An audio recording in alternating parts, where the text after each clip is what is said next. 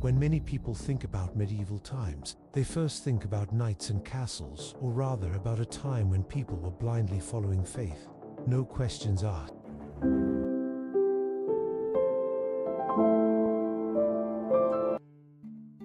That cannot be farther from the truth. Even in those times, whispers of doubt found their way into the halls of the church. But one has to wonder, in a time when people couldn't conceptualize a world without God, or even if they did, they were too terrified of the Inquisition to speak up.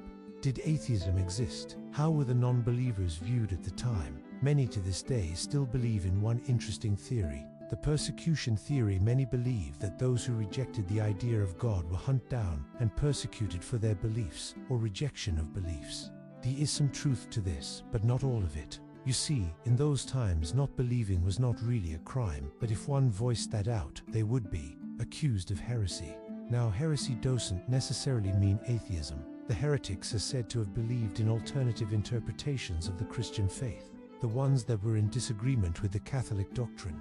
When did all of this change? Now that this is where it all gets interesting.